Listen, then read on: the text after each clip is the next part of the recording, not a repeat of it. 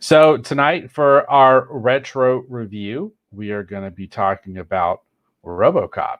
Let me just right off the bat, let me just go ahead and put my disclaimer out there. This is one of my favorite movies of all time. So this is from 1987. This is Robocop. Um, Read you just a synopsis here, just a little bit of brief information. This is coming from IMDb. In a dystopic and crime-ridden Detroit, a terminally wounded cop returns to the force as a powerful cyborg haunted by submerged memories. This is directed by Paul Verhoeven, was written by Edward Neumeier and Michael Miner, stars Peter Weller, Nancy Allen, Dan O'Herlihy, and Kurtwood Smith, Ronnie Cox, Miguel Ferrer. It's got a great cast, just a really great cast in this movie. So in order to do a retro review, we want to talk about obviously how we first heard about the film. And we also want to talk about how we feel about the film after having just recently watched it today. So start out by talking about how did we first hear about RoboCop and what was our first experience watching the film. I'll start off. I'll try to be real brief. I heard about RoboCop because I saw an ad on television. That's all it was. They were running some TV spots for it, and I remembered it looked really interesting. And I talked my mom into taking me to see the film. I know she was slightly horrified when we saw it. She knew it was R-rated, but I don't think she expected it to be quite like what it was. I, in all honesty, as a kid, didn't expect it to be quite like what it was either. But I love science fiction. I love robots. Cyborgs is always a fun thing. And this movie just looked really awesome. It looked really fun, and I just wanted to see it. But that's about the extent of it. I didn't see like a lot of print ads for it. I didn't remember seeing a lot of stuff in the comics. There was a lot of comics and stuff that came after that I read. I've read most of the RoboCop comics over the years. But for me, it was just a TV ad. It was just a really good trailer on a TV ad. And I talked my mom into it. I said, I want to see this. And we went and we saw it. I love this movie. I have loved this movie since that day. And I know my mom was always slightly horrified that she took me to see it. But that's it in a nutshell for me. That was my first experience. Tell me, Eric, how did you first hear about RoboCop? Well, it's kind of similar to actually Back to the Future. I talked about that, how when Back to the Future came out, it was sort of a phenomenon, and I was hearing about it from everybody else. I did not see Back to the Future in the theater. And to this day, I'm not exactly sure why, because obviously that film, I think, was PG, so I'm not sure why we didn't go see it. We did go see, I distinctly remember seeing the sequels with my dad. I saw the sequels in the theater with my dad. But with RoboCop, obviously one of the issues for me was it's a rated R film, and I was not allowed to watch rated R films. So there was no way my mom was going to take me to this, or my dad was going to take me to this in the theater. That was just not going to happen. That was not in the realm of possibility. I was not allowed to watch rated R movies when this movie came out. But I had a friend who was, and he told me all about it. So I pretty much knew all about the movie before I ever saw it, kind of similar to Back to the Future, where everybody's talking about it. This was one friend in particular. So he told me everything about it, all the infamous scenes, and I had all these visions in my head of what was happening. I also remember, I think I saw the review that Siskel and Ebert did. So I saw that. There was a lot of buzz about this movie because it was very controversial, because originally it had a rated X rating. It was actually it wasn't going to have an R. The violence was so intense in the original cut that this film was supposed to be rated X. I don't think NC-17 even existed yet. So this was originally not even going to be a rated R movie. It was even higher than that. I remember seeing the news stories about that as a kid. So it intrigued me, of course, because it's like forbidden fruit. It's taboo. Ultimately, what happened is whenever this film came out on video, we were a member of Columbia House, or one of those services where you could order different, videos. And somehow I convinced my parents to order RoboCop for me. It's funny because a lot of the other stuff I ordered, that was when we were ordering all our Disney movies. Like I had Cinderella, Three Caballeros, all that kind of stuff. And then I somehow got them to go ahead and get RoboCop for me. And I'm not sure how that happened or why, because I'm sure they could see right there in the description that was rated R. So this was actually like the first rated R film that I had. So I had this as a VHS tape. It was one of my prized possessions because it was mine, and I didn't have a big collection of videotapes. We never had a big videotape collection growing up. And this was this is basically my first rated R movie, and I saw it on videotape. Very interesting. So we do have some comments here from the Rogues Gallery. I kind of don't want to talk about them, but we're going to go ahead and bring them up. My mom, Jane Shinks, comments. She says, Dave begged me to take him to the theater to see this movie. I bought him a large popcorn after the scene of him being shot. We're talking about Murphy. Dave never touched his popcorn. I looked at him and said, no more X-rated movies. Then she follows up by saying, this was the only one I ever took him to see. And you're correct, Mom, but I saw the other ones in the theater anyway, and I took myself.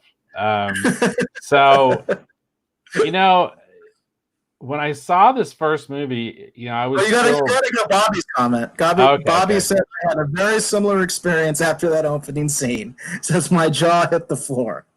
Well, and the thing that's interesting is for this retro review, I was trying to watch it actually because it said it's available on all these different streaming services, but one of these cable networks has got the rights to this film tied up some sort of way. So I ended up just watching. I actually bought the director's restored, whatever the heck they're calling it, like the Blu-ray version of the film. Is this the unrated version? Or is this the yes, R version? it is. Yeah, it's the unrated. It's the one. Okay. Yeah, it's the one that has the extended, more sort of tortured scene of Murphy being murdered. It has an animatronic head that looks really real. It's really messed up looking. That's the version I actually watched for this. You know, RoboCop. I hadn't seen a lot of horror movies growing up. And RoboCop was my first real foray into like that kind of level of gore. I'd never really seen anything quite like that when I was, you know, that age. And it's not like I have a fascination with gory movies. It's not like I have a fascination with horror movies. I don't. But you know, the violence and everything that happens in this movie, it just makes sense within the framework of this world as it's created. You know, I mean, it makes sense within the context of this story. So it never feels like unjustified, you know, just like the satire. It all goes together, you know, in order to bring this film together. And I think it's these combinations of elements that make this film so special. You know, without that horrific murder scene, you don't really feel the tragedy I don't think you'd feel the tragedy as strongly. And I think you can see that in further films in this series. By the time you get to RoboCop 3, while there's things I like about RoboCop 3, some of those elements, they don't play out as well because it just doesn't. You take too many of these elements out, and the film doesn't have the resonance or the power that this film has. I think it's those extremes that make this film work. But anyhow, well, as James Stone says, I'd buy that for $1. Yeah. You know, and it's interesting because I remember I had this film and Dark Knight Returns. Those were two big pivotal touchstone moments for me. And it's weird because these things feel like they go together in a weird way. I could see RoboCop patrolling, you know, Batman's future Gotham City from Dark Knight Returns. I could see them working the same mean streets essentially. But no, yeah, it was. But this film, I just remember just being just completely just sucked into this world, and I've loved this movie ever since. And the incredible performances in this film, even as a kid, I remember just being blown away by Peter Weller. And it's weird because I eventually, as I got older, I searched out other Peter Weller films, and he's in some good movies, but I don't think any of them have the resonance that this film has, because there's just a power to his performance in this movie that works so incredibly well. And there's even small moments, like the first time that you see his eye when the Ed 209 is where Ronnie Cox's character, who's the Dick Jones, where he uses the Ed 209 against RoboCop. And there's that moment where you see the humanity, behind the helmet. This film is just so well put together. It's just really, really well put together as just a piece of storytelling. It's so incredibly well done. And all the moments are earned. That's the thing too. Like, all the really great raw moments in this film, they're really earned, especially by the time you get to the end of the film, and the old man, the head of OCP, says, "Nice shooting, son. What's your name?" And he turns and looks. He says, "Murphy." Every moment in this film is so incredibly well earned. But anyhow, like I said, it's one of my favorite films. So we've got a few more comments here in the Rogues Gallery, and then we should talk about how we feel about the film today. So Jane says, first movie that the sound of RoboCop walking made our chairs vibrate, so powerful. And that's an important part of this film. The soundtrack by Basil Polidorius is so great. That really makes me wish I'd seen it in the theater, because I didn't get the opportunity to see it in the theater, because that is a very iconic moment in the movie. In fact, I remember I think a lot of the reviews used that scene in particular of when he's first sort of introduced. He first sort of walks into the police station. Yeah. So that's one thing I really wish I had seen that in the movie theater, because I've never had that experience of the chairs vibrating like that because of the soundtrack. It was awesome. It's just never going to happen for me, unfortunately. Matt from Pertronics, he says that the first one was the best, and I have to tend to agree with you, Matt. The first one definitely is the best. I don't think anybody would really dispute that. Probably someone out there will, but I don't think many people would. And it's such a, and that's the thing. Everything about this film works, and it works so incredibly well. Whether you want to talk about the sound design, whether you want to talk about the score, because I love the score by Basil Polidorius in this film. It's an incredible score. So good. It's very and then for those people who are not familiar, Basil Polidorius did the score for Conan. But he also did the score for Starship Troopers. I mean, he just an incredibly talented composer. But I think RoboCop for me goes up there with Conan as probably some of his best work. And the drama really helps to come through in the music, because there are times where the music is kind of goes along with Peter Weller's performance, and it helps you to feel and understand what RoboCop is going through, even though sometimes he's not really able to properly vocalize it. No,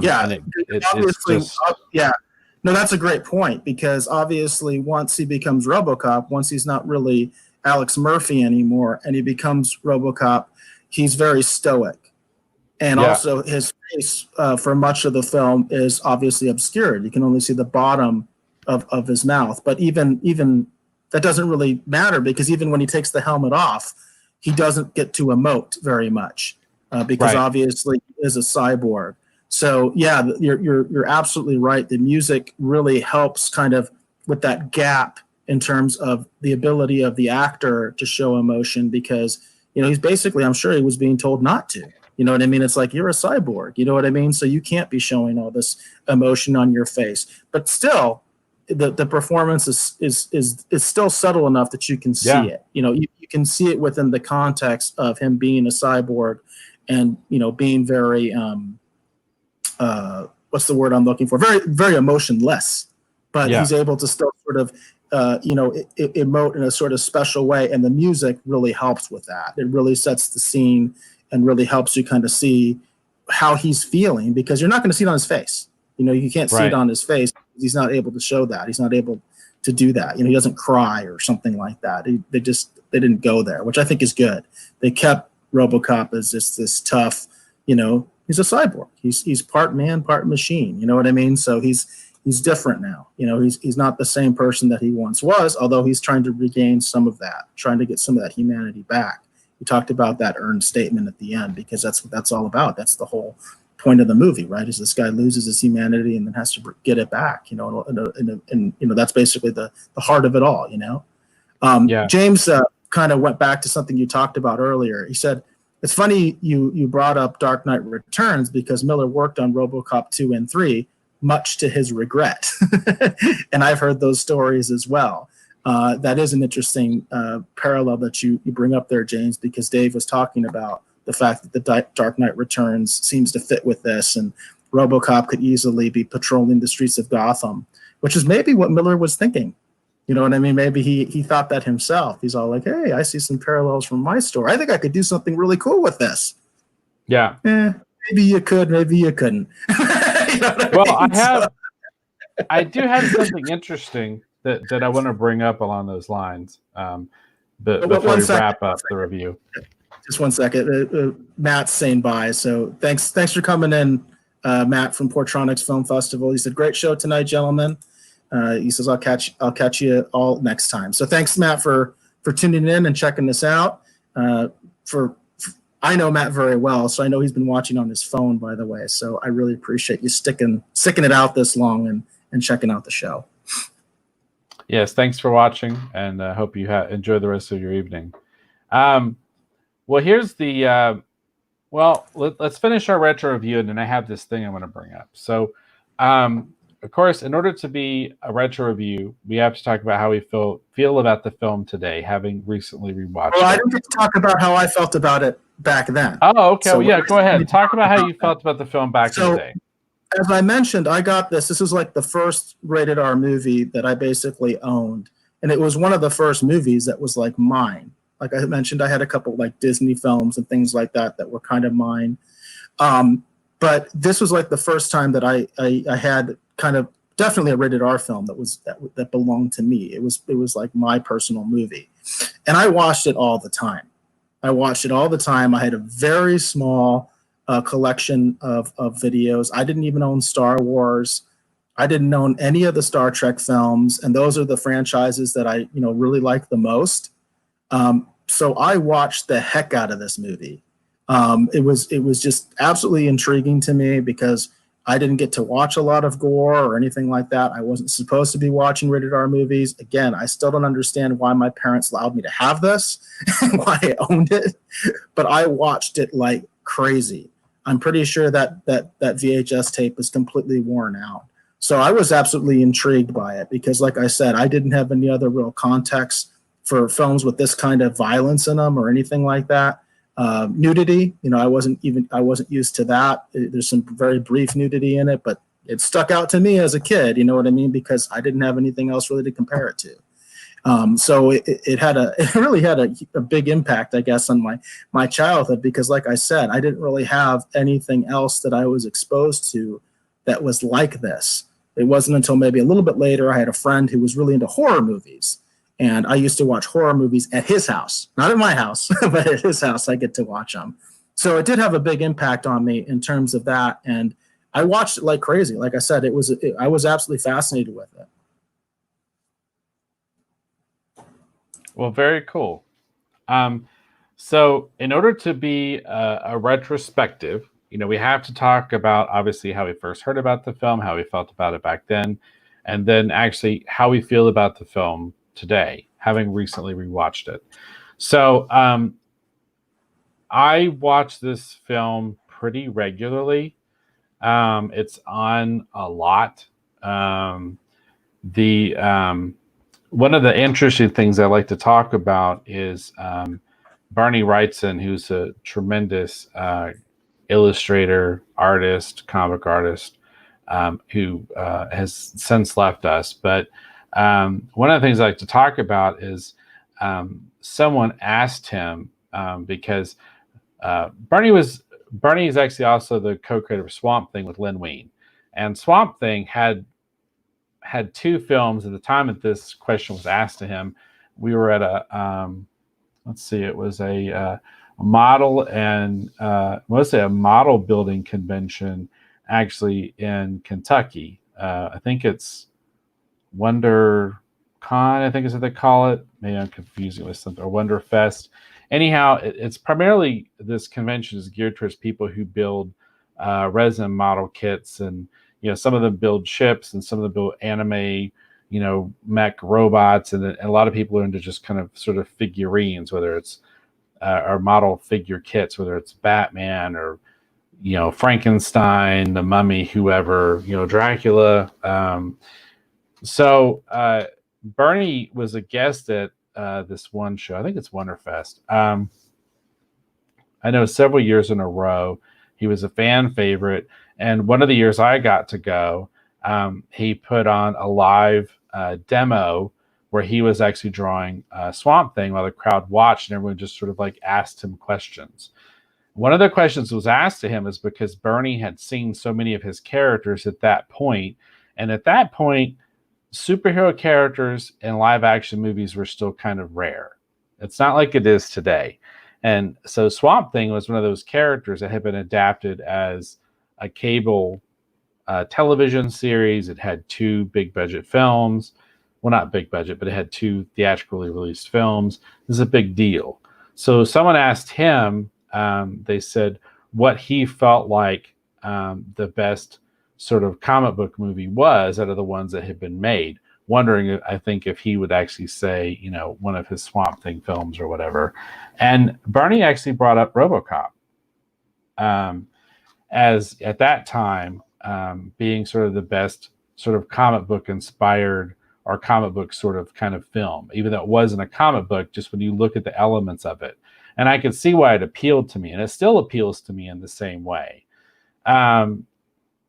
So I can't recommend, if you haven't seen the original Robocop, I can't recommend watching it enough. It's one of my favorite films of all time.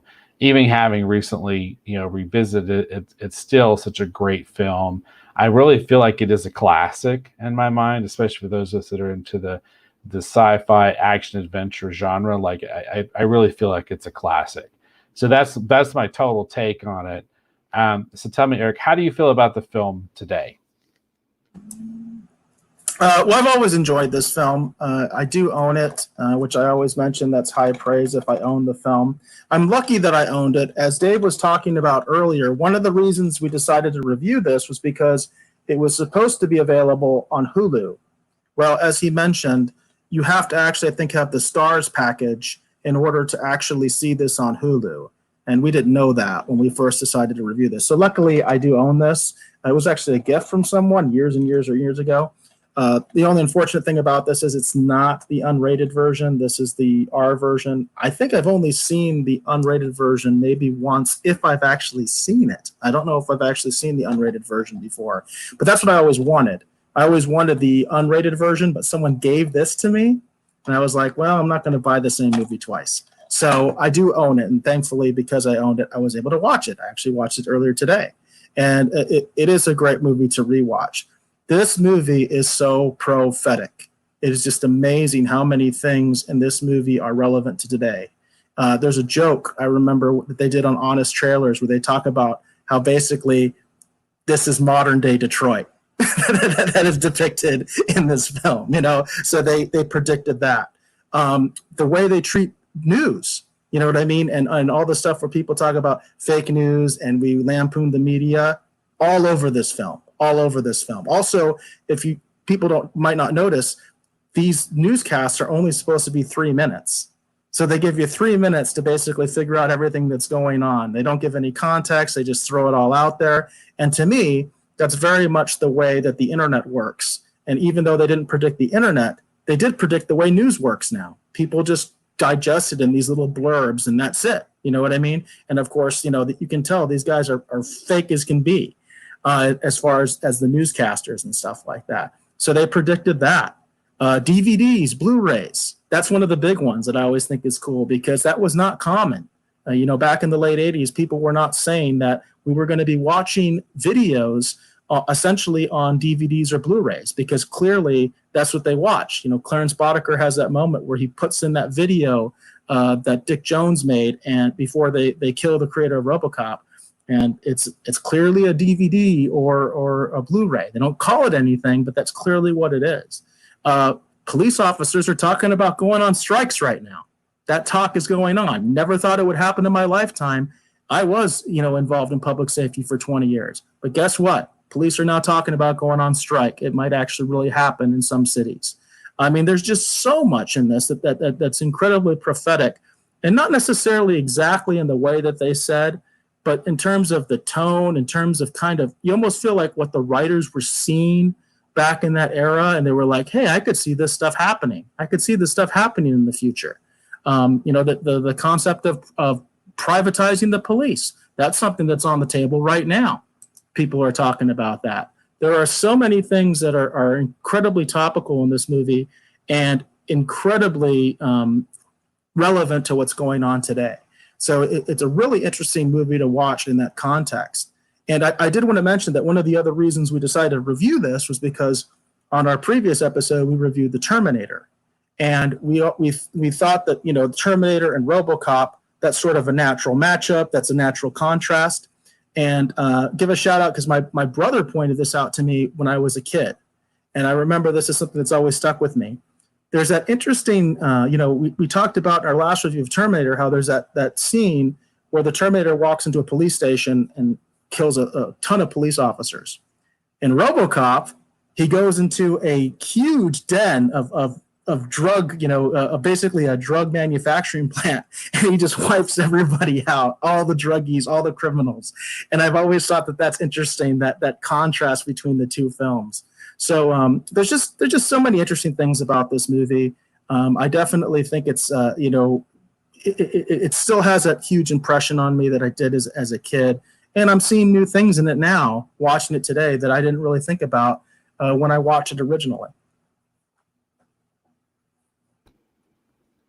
So it is a hugely relevant film today. That's the thing. That's the thing that's always kind of surprising to me too, is that when we revisit some of these things and how some of the themes sometimes and how some of the concepts are still relevant and still worth discussing even today. So along those lines, real quick, we do have some comments over here in the Rogues Gallery, but I wanted to point this out. And then we won't bother with showing my screen, but I'll just tell you. So on as a part of Amazon Prime, there is a short special that's available that you can watch for free on there. And it's called The Hidden Meaning in Robocop 2. And it's interesting because Robocop 2 is the Robocop film, besides the recent remake, that sometimes takes a lot of heat for not being as good. Now, I'm not a huge fan of Robocop 2, but there's a lot of things about Robocop 2 that I enjoy, just like there's a lot of things I actually enjoy about Robocop 3. But this is really interesting. I actually watched this. It's about 9 minutes. Like I said, it's available to watch for free on Amazon Prime, but it's called The Hidden Meaning in Robocop 2. And basically what the person who put that together basically puts forward is that what Robocop 2, whether directly or indirectly, what it is it's a commentary on what happens when you take a great character like Robocop and you try to make him a mass market franchise. And you try to sanitize him so kids and everyone can watch it in a more safe sort of, put together manner and make it more family friendly. And that Robocop 2 is a weird sort of like, I don't know how to describe this other than to say that Robocop 2 is sort of a weird examination of what happens when you do that and how you can basically destroy something. It's very, very interesting. And I recommend, if you have Amazon Prime, you like Robocop, you like Robocop 2, and I'd never really thought about a lot of this until I watched this thing. But it's really pretty interesting. It's about 9 minutes, not very long. But all of a sudden it's got me wanting to revisit Robocop 2 and look at it with a different mindset and a different sort of perspective to say, is Robocop 2, it's not really saying so much about society But what it is doing is it's taking a look at what happens when you take an R-rated film that really captures or is a touchstone moment that really hits and breaks through, and you try to repurpose it in order to turn it into a family-friendly franchise, and how destructive that is to what it was that people liked that made it a breakthrough or a breakout hit. It's really interesting. See, what's funny about that is I always heard that criticism of Robocop 3. That's what I always heard. Even when the film was coming out, everybody was saying that. I remember people talking about that before the film even came out, when we realized it was going to be PG-13. Because Robocop 2 is R, and Robocop 2 It does have is. a ton of violence and stuff like that. So I almost wonder, I have to wonder, I haven't seen this. I almost have to wonder if that person is kind of merging the two and merging the two thoughts together, because I can see it. I can see what they're talking about, because obviously Robocop is literally deconstructed. I mean, that's literally what happens to him. And I remember the directives. I always remember that. Like he had Right. 300 directives or something. It was just like massively ridiculous. And he was going insane because of all the different directives, and it was screwing him up. He had to get rid of all of them in order to be sane again. So I can kind of see that, but I almost feel like maybe they're kind of merging those two concepts together. Well, there's a difference between RoboCop 3 that's very much meant to be that versus RoboCop 2, which is still an R-rated film, but it seems to be trying to say something in a weird way that's not as relatable or relevant as what RoboCop 1 is trying to say. And it's interesting because what he says is at the end of the day, he's like, whether intentional or unintentional, RoboCop 2 has a lot to say about what happens when sort of the studio, quote unquote, decides to turn something into a franchise. And in a narrative form, through allegory, whatever, how it kind of shows what happens. It's really interesting. I can see what you're saying, Eric. And there, there is something to that. This piece is very much armchair quarterbacking, no matter whichever is or isn't true, or necessarily the case. But I just think it's interesting for people like those of us who just love RoboCop to look at, because it has me wanting to revisit RoboCop 2 with a different mindset in order to see what else maybe is there that maybe I might have missed, or I might have overlooked, or maybe I wouldn't have given any more importance or context to it than a superficial viewing, because there's some things about RoboCop 2 I like, but it's nowhere near as good as the first one.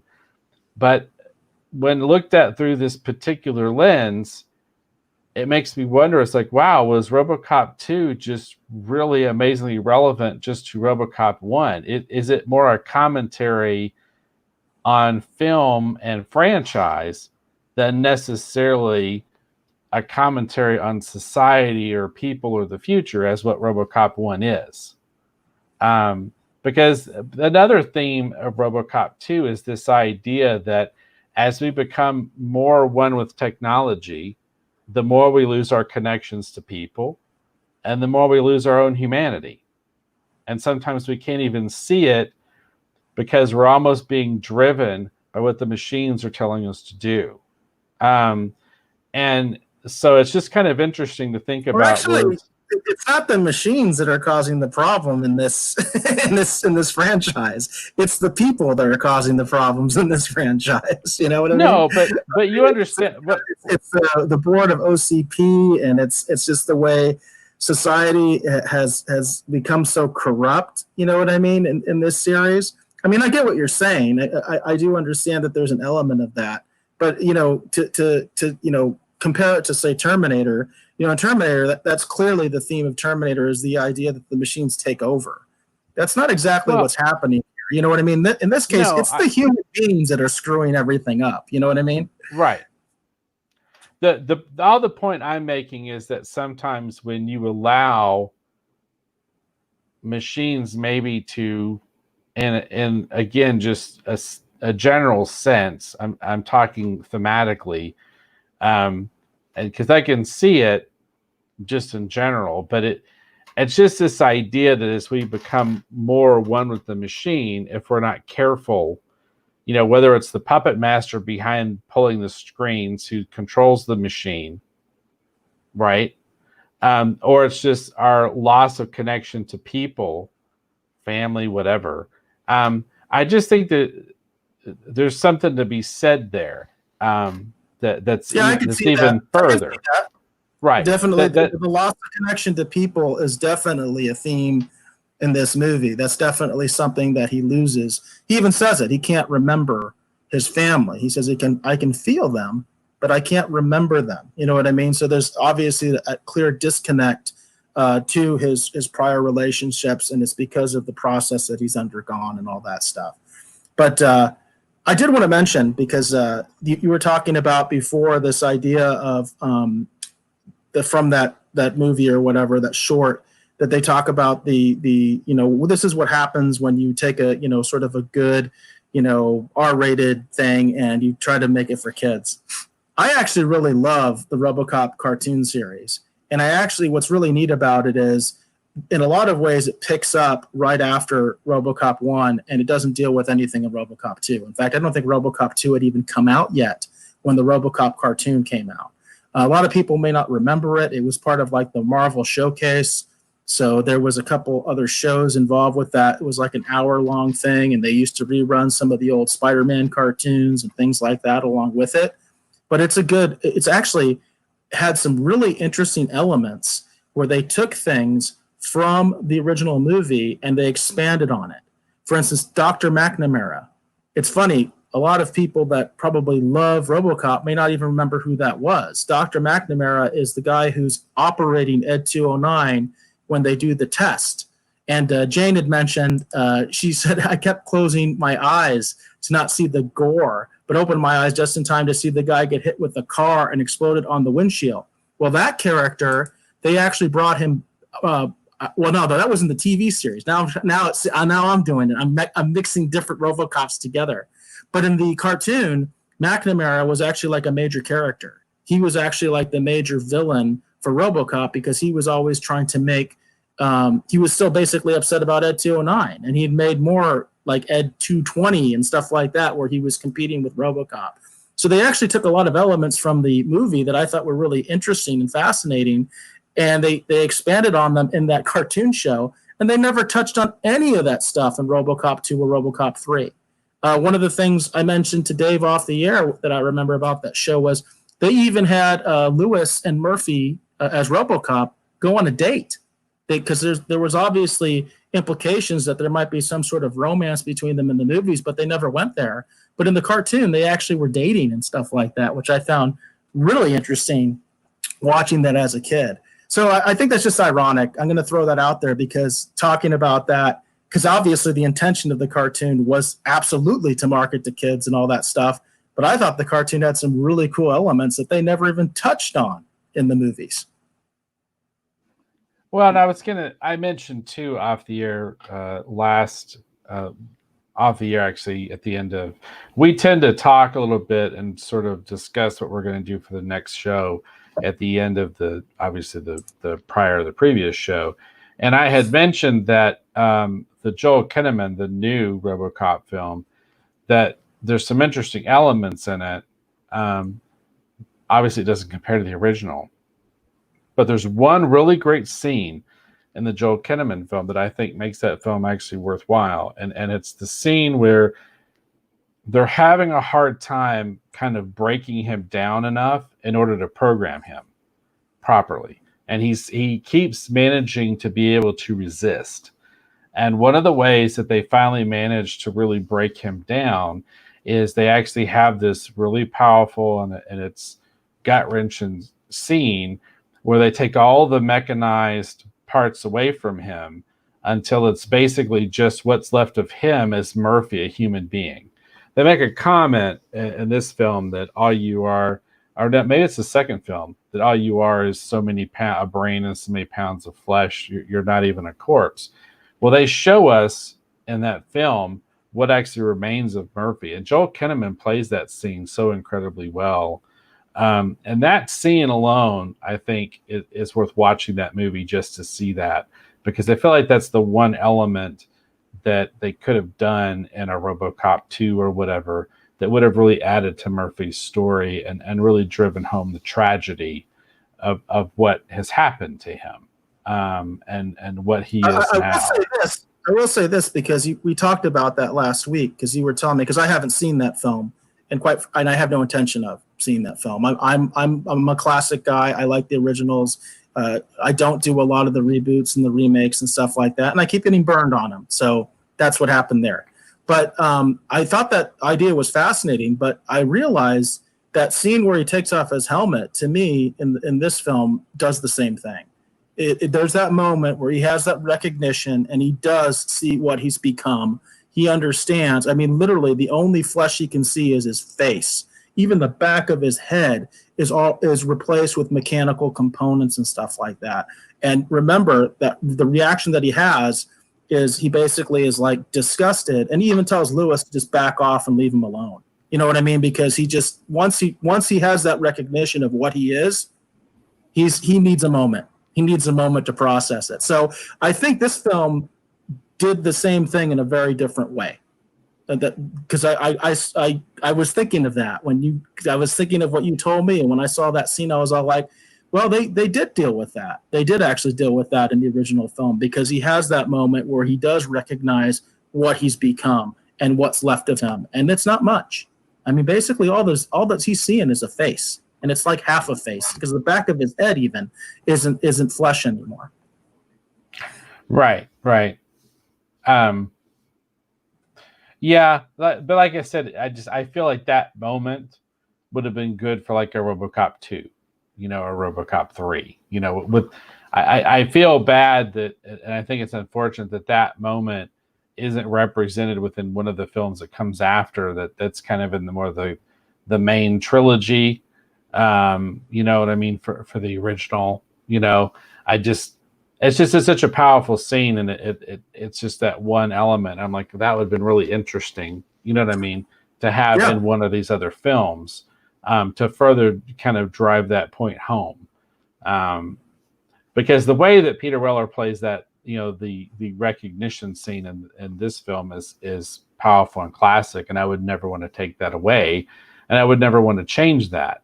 But I just think that particular moment put in another film would have been really amazing, you know what I mean, and help to buoy, those other films that I feel like are lacking some of that at times, So that was the only point I was trying to make. So, but anyhow, so like I said, I discovered this interesting little thing on Amazon Prime. I thought some people might enjoy checking out. Like I said, it caused me to think about RoboCop 2 in a different light, so that's always interesting. So I think we're both kind of in agreement. We think this is pretty much a classic, and if you haven't seen it, you should check out RoboCop. Would you agree, Eric? Absolutely, yeah, definitely. It's and like I said, it's surprisingly like a lot of stuff we've talked about. You find new things in it when you watch it recently, and even in applying things that you're seeing in the world today. There's even like a throwaway line I think about where Dick Jones is doing the introduction and talking about OCP and the fact that they involve themselves in things like healthcare and space exploration, things that are traditionally nonprofit. Isn't that incredibly relevant today? We've got SpaceX, all sorts of debates about healthcare and stuff like that, and there was OCP leading the charge this entire time. You know what I mean? It's incredibly tough. Well, good money is where you find it.